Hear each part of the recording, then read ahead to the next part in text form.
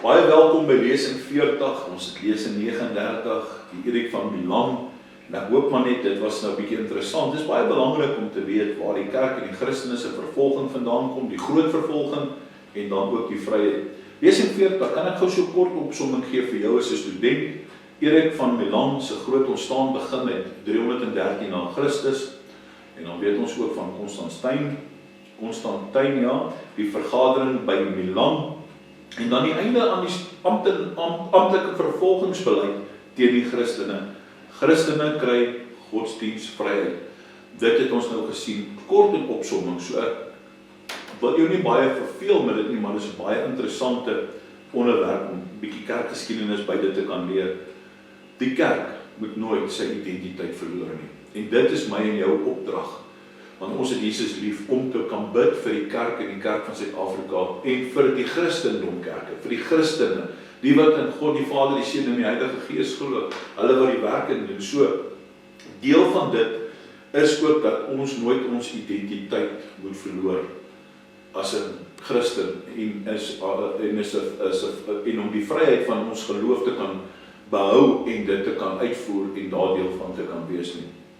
Want Jesus het self gesê in Matteus 16 vers 28, en dit kan jy sien en saam lees, ek sal my gemeente bou. Hy sê dit, ek sal my gemeente bou en die poorte van die doderyk sal dit nie oorweldig.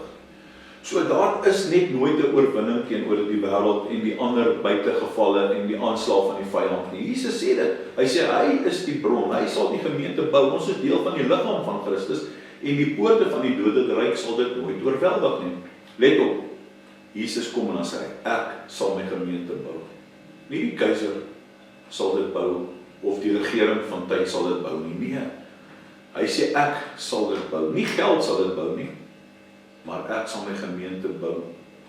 Die ironie van Erik van Milan, en hierdie is 'n baie sterk gedagte vir my en vir jou vandag. Die kerk het eers bang geword vir die swaard van die staat. Later moes die kerk leer om nie verlief te raak op die guns van die staat nie. En daar is twee verskillende gevare. Vervolging kan jou bang maak, maar mag kan jou gemaklik maak. Onthou dit altyd. En soms is gemak gevaarliker vir geestelike waaksaamheid as vervolging. En Constantijn het 'n geweldige invloed op die kerkgeskiedenis gehad. Maar ons moet hom nie eenvoudig voorstel asof hy oornag 'n volmaakte Christelike keiser geword het nie. Die geskiedenis rondom sy bekering, geloof en politieke motiewe is kompleks. Hy het die Christendom sterk bevordeel, maar sy verhouding met die Christelike geloof het eers oor tyd ontwikkel. Hy is eers kort voor sy dood gedoop. Dit is nogal 'n belangrike stukkie inligting om te kan onthou. Dit leer ons iets belangrik. Moenie jou geloof net op die mens bou nie. Nou wil ek vandag ook bemoedig, moet dit nie net op die mens bou nie, moet dit nie op die pastoor bou nie, moet dit nie op jou Christelike invloedryke mense bou, saam met wie jy gaan nie. Bou dit in jou binnekamer met die woord en op Jesus Christus. Selfs al is daardie mens 'n koning, selfs al is hy 'n president, 'n pastoor, 'n geestelike leier, ons geloof is Jesus Christus. Die Erik van Milan en die Bybel, ek wil gou vir jou hier iets sê, hoewel die Erik van Milan self nie 'n Bybelse gebeurtenis is nie, kan ons Bybelse beginsels daarop toepas. Romeine 12 vers 5 of 2 skies tog kom en sê, en word nie aan hierdie wêreld gelykvormig nie. Die kerk moet in die wêreld wees, hoor baie mooi, maar nie deur die wêreld gevorm nie. Daai is baie belangrik. Ek dink ons sit baie keer dit mis, ons sien dit verkeerd. Ons is 'n kerk moet die lig wees. Jesus kom en dan sê hy in Matteus 5 vers 14, julle is die lig vir die wêreld. Ek en jy, die kerk moet in die wêreld wees, maar ons moenie deur die wêreld gevorm word nie. Die kerk moet die wêreld beïnvloed, nie andersom nie. Maar daar's 'n verskil tussen die wêreld beïnvloed en die wêreld laat jou verander. Kan ek jou 'n kort opdrag gee? En ek wil nou hierdie lesing net hier bring, want ons gaan hom in 2 gedeeltes sê. Hierdie is baie belangrik. Ek wil hê jy moet hier iets baie belangrik hê. Ek gaan vir jou 'n vraag gee. En ek wil hê jy moet bietjie gaan ondersoek doen en jy moet 'n bietjie gaan kyk. Haal vir my ook die teksverse uit wat Paulus ons skryf oor die regering. En hier kom die vraag wat ek wil hê jy moet vir my antwoord. Hier is die vraag, is nou op die skerm. Is dit verkeerd vir Christene om politieke invloed te hê? Wat is jou mening? Wat sal jy sê? Is dit verkeerd vir Christene om politieke invloed te hê?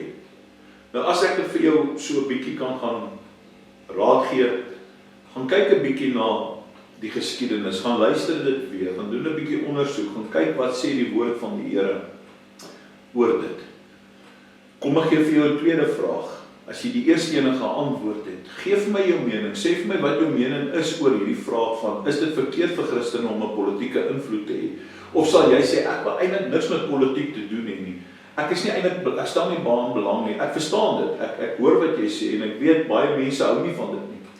Maar ek wil hê jy moet iets hoor, die klem lê op die politieke invloed. Wat het die politieke invloed in vandag se kerke of in my en jou lewe as 'n Christen? Sou jy dalk in vervolging kom? Sou ons dalk miskien weer gestop word? Sal jy dalk sê, is dit vir Christene dalk ook verkeerd om dan ook 'n sê te kan hê? Moet ons maar net aanvaar, moet ons net sê, doen met ons wat julle wil, doen met die kerk wat julle wil. Wat sal jy sê? Goed, hoor gou Psalm 20 vers 8, ek wil dit gou vir jou lees. Hoe sien jy Psalm 20 vers 8? Gaan nog vir jou lees en jy moet vir my hierdie beskryf. Skryf dit vir my in jou eie woorde, gaan doen 'n bietjie navorsing oor dit, gaan kyk wat sê die woord van God. Sommige roem op strydwaans en ander op perde. Hoor mooi, kan ek vir jou lees, hoor wat sê. Sommige roem op strydwaans en ander op perde. Maar ons sal roem op die naam van die Here onse God.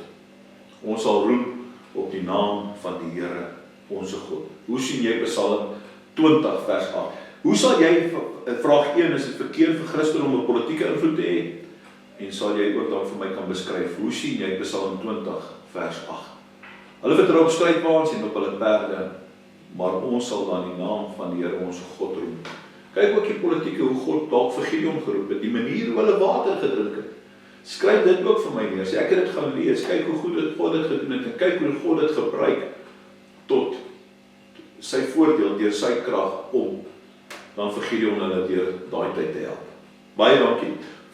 Lees in 40 sal ons aangaan, dis in kort net iets, so doen vir my hierdie 2 vrae, doen dit volledig.